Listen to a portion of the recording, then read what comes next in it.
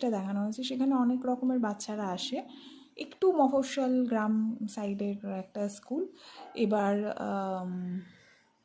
সেই স্কুলে পড়াতে গিয়ে ও শুনতে পাচ্ছে বা বুঝতে পারছে যে সেখানে সমস্ত বাচ্চাদেরই একটা বাচ্চাদের ক্লাসে হঠাৎই তার ক্লাস নেওয়ার একটা জায়গা আসবে এবং সেখানে বুঝতে পারবে যে সেখানে যে সমস্ত বাচ্চারা আছে তারা কেউই মানে ভূতের ব্যাপারে যেটা হয় আর কি, যে ভূতের গল্প শুনতে বাচ্চারা পছন্দ করে বা বাচ্চারা জানে না কিছু তাদের মতন করে বলে, কিন্তু সে দেখতে পাবে যে তাদের যথেষ্ট অভিজ্ঞতা আছে, সত্যিকারের বাস্তব অভিজ্ঞতা আছে ভূত নিয়ে।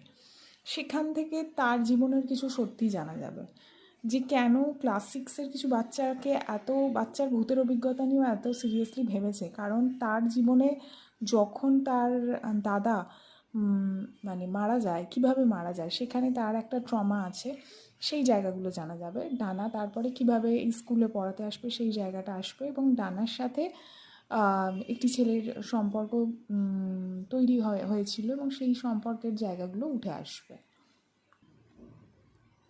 তো এরপরে এখানে আরেকটি ক্যারেক্টার উঠে এসছে, সেটা হলো বৈতরণী আর তিথি। ঠিক আছে, এদের দুজনের একটা বন্ধুত্ব দেখানো হয়েছে। এবার বৈতরণী, ডানা, তিথি এরা কোনোভাবে একটা সম্পর্কযুক্ত, এদের সাথে একটা সূত্র আছে, সেইটা এখানে দেখা যাচ্ছে ভীষণ সুন্দর। বৈতরণীর সাথে বৈতরণী মেয়েটি খুব একটা সিরিয়াস না এবং সে ভীষণভাবে জীবনকে একটু হালকা চালিয়ে নেয়।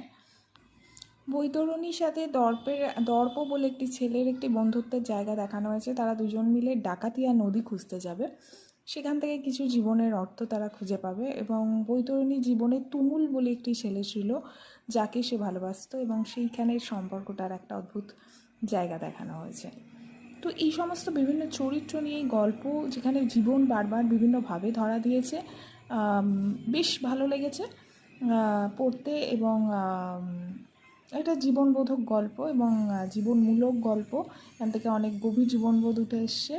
এবং এই সমস্ত যে মানুষগুলো তাদের শেষ পর্যন্ত তারা কোন জায়গায় গল্পটা শেষ হচ্ছে সেই জায়গাটা ভীষণ ইন্টারেস্টিং। বৈতরণীর সাথে তুমুলের যে সম্পর্কটা দেখানো হয়েছে সেটাও ভীষণ ইন্টারেস্টিং ছিল। সেই জায়গায় অনেকগুলো কঠিন জায়গা উঠে আসবে, সমাজের, পরিবারের কঠিন জায়গা। তো এইসব নিয়েই এই উপন্যাস। এক কথায় আমার তো ভীষণ পড়তে ভালো লেগেছে। প্রথম দিকটা আমার একটুখানি কেমন লাগছিল, কিন্তু পরের দিকে আমার বেশ ভালো লেগেছে।